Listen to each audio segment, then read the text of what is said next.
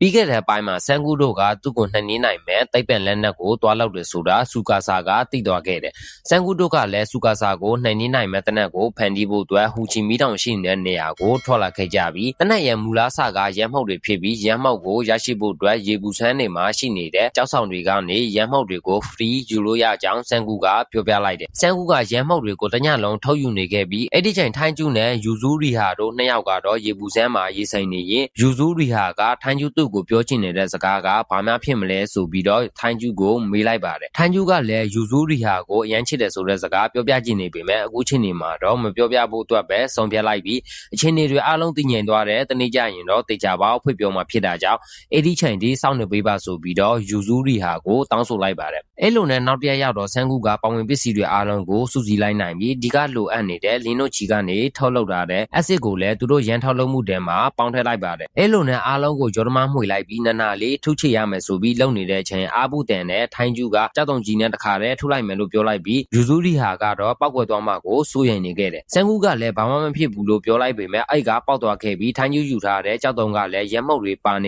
တဲ့ကြောက်တုံဖြစ်နေတာကြောင့်သူတို့ရဲ့ရန်တွေကလည်းပောက်ကွယ်သွားကဆန်းကူကတော့သူတို့ရဲ့အကြံစီအောင်မြင်သွားပြီးဆိုပြီးတော့ပျော်ရွှင်နေခဲ့တယ်တကယ်တော့ဆန်းကူကရန်မှုတ်တွေနဲ့စူကာဆာကိုတက်ပစ်ဖို့မဟုတ်ပဲစူကာဆာနဲ့ညှိနှိုင်းကျင်နေခဲ့တာဖြစ်ပြီးထိုင်းကျူနဲ့ပြောခဲ့တဲ့စကားတွေတော့ကဘာပေးယူမှမရှိဘူးဆိုတဲ့စကားကြောင့်ဆန်းကူကစူကာဆာရဲ့စိတ်ကိုတိသွားခဲ့တာပါဒါပေမဲ့သူ့ရဲ့အစီအစဉ်ကကြာရှုံးသွားမယ်ဆိုရင်စူကာဆာကိုအပြတ်ရှင်ရမယ်ဆိုတာကိုလည်းနားလည်နေခဲ့တယ်သူတို့ရဲ့မီးလောင်နေတဲ့ရန်မီကုန်းငွေတွေကိုစူကာဆာမမြင်အောင်လို့မီးညှိုင်းနေတဲ့အချိန်တောအောက်ထဲကနေမီးကုန်းငွေတစ်ခုကိုတွေ့လိုက်ရတာကြောင့်ဆန်းကူတို့ကလည်းထိတ်လန့်သွားခဲ့တယ်သူတို့တွေတခြားသုံးသန်းကြည့်လိုက်တော့ဒါကစုကာဆိုင်မဖြစ်နိုင်ပဲသူတို့လိုပဲတခြားအသက်ရှင်ကျရင်နေတဲ့နောက်ထပ်လူတစ်တွေဖြစ်နိုင်ကြောင်းတွေးနေခဲ့ကြပြီးသူတို့ကိုမြင်အောင်မိခိုးအငွေ့တွေကိုပဲဆက်ပြရမလားစုကာဆိုင်မမြင်အောင်လို့မိခိုးအငွေ့တွေကိုမြန်မြန်ညှက်ရမလားဆိုပြီးတော့ထိုင်းကျူတယောက်ကလည်းဝေခွဲများဖြစ်နေခဲ့က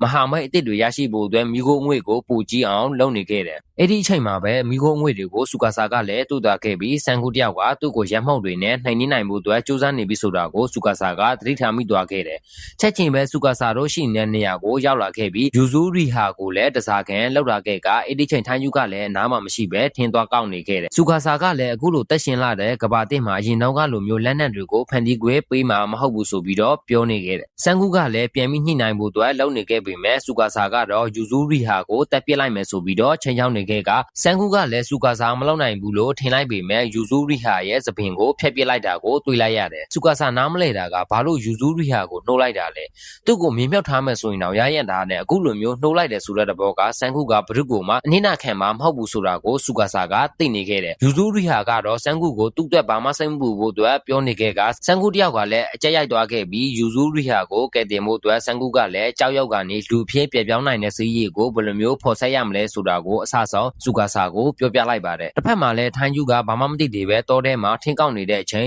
ယူဇူရီဟာရဲ့အော်တန်ကိုကြားသွားခဲ့တယ်အဲ့ဒီချိန်ကောင်မလေးတယောက်ကလည်းဆန်ကူတို့ကိုမီးဖို့ပြီးတော့စောက်ကျင်နေခဲ့တယ်အရင်ကဘာကိုပြန်လည်ဖက်တီးကျင်နေတဲ့ဆန်ကူကိုနောက်ဆုံးအနေနဲ့တိုက်ပစ်ပညာကိုဆက်လန်းမလောက်ဆောင်တော့ဘူးဆိုရင်ဆန်ကူကိုလည်းတက်စရာမလိုတော့ဘူးလို့စူကာဆာကပြောလိုက်ပြီးတကယ်လို့အသက်ရှင်နေတယ်ဆိုရင်တိုက်ပစ်ပညာကိုဆက်လန်းမလောက်ဆောင်တော့ဘူးအတွက်ဂရိပေးနိုင်လားဆိုပြီးတော့တောင်းဆိုလိုက်ပါတယ်ဆန်ကူကလည်းငငယ်တုန်းကဘွားကြောင်ကိုပြန်လည်စဉ်းစားမိနေခဲ့ပြီးဆန်ကူကမူလတန်းကလေးရွယ်ကလေးကစက်ပစ္စည်းတွေကိုဖျောက်လိုက်တက်လိုက်လုံနေခဲ့ပြီးပဲဖြစ်ပါတယ်သူ့ကိုမွေးစားထားတဲ့အဖေဖြစ်သူကလည်းဆန်ကူရဲ့ဖိကျင်နေတဲ့ဆန္ဒတွေကိုအသက်နိုင်ဆုံးသူ့ရဲ့ကားကိုပါရောင်းပြီးတော့ပတ်ဖို့ပေးနေခဲ့တယ်ဆန်ကူကလည်းတိုက်ပစ်ပညာကိုဖိချင်းလေးလာနေရင်းနဲ့တိုက်ပစ်ပညာရက်ကိုတော်တော်လေးတဘောကျနေခဲ့တယ်အခြားကလေးတွေကတော့သူ့ကိုနိုင်ကျစ်ဖို့အတွက်လုံနေတဲ့အချိန်ထိုင်းကျူကပဲဂျာကနေကာကွယ်ပေးနေခဲ့ပြီးဆန်ကူတယောက်ကလည်းတိုက်ပစ်ပညာရဲ့စွမ်းအားနဲ့သူတို့ကိုနိုင်ကျစ်နေတဲ့ចောင်းသားတွေကိုပြန်ပြီးတော့ဆုံးမနေခဲ့တယ်ထိုင်းကျူကလည်းငငယ်လေးကလေးကဆန်ကူပြောသမျှကိုလိုက်လုံနေခဲ့ပြီးဆန်ကူရဲ့အခြေဆုံးတငယ်ချင်းဖြစ်လာခဲ့တယ်ဆန်ကူမှလည်းအိမ်မက်တစ်ခုကရှိနေခဲ့တယ်အဲ့ဒါကတော့အာဂါတကိုတွားချင်နေခဲ့တာဖြစ်ပြီးတကယ်လည်းအာဂါတကိုတွားနိုင်ဖို့အတွက်ကြိုးစားနေခဲ့က